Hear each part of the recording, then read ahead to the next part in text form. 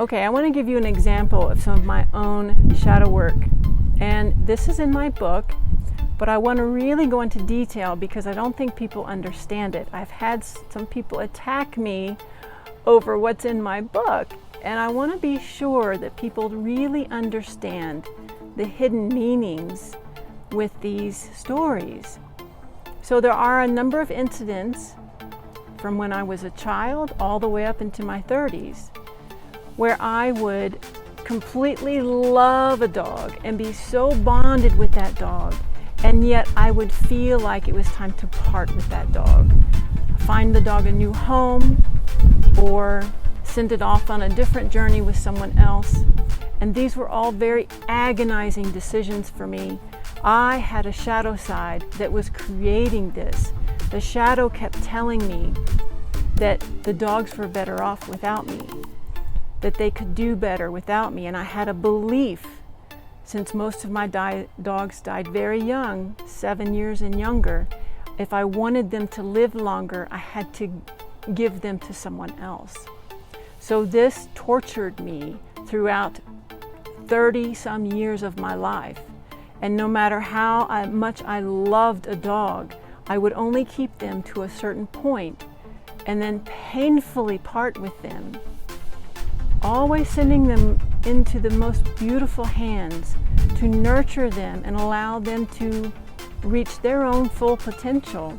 But what this was an undercurrent of shadows that were reaching out for me, trying to get me to understand that it needed to be healed. On the surface, it sort of looked like self-sabotage, maybe. It could have also appeared as shadows of unworthiness. But when I really dug into it while I was writing the book, and as Anthea was working with me, this story is in the book, what she showed me was underneath all of that was a very deeply ingrained thread, and actually it was more like a huge umbilical cord of self-hatred.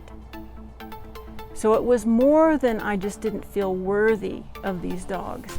It wasn't just that I was afraid that they wouldn't live or that they wouldn't meet their most divine potential with me.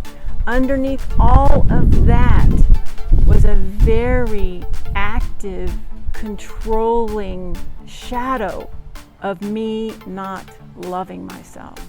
And when I got all the way down into it, as Anthea showed it to me, then I could heal it. Finally, I could heal it. And that process was not hard.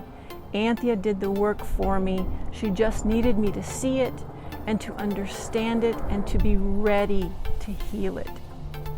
It was beautiful, absolutely beautiful.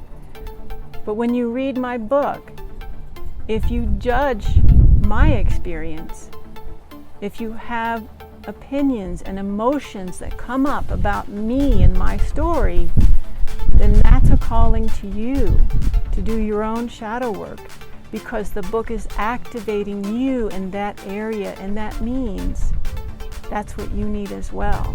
Join me October 28th. We're kicking off my quantum expansion group transformation journey, a 12-week journey with Anthea and Oscar.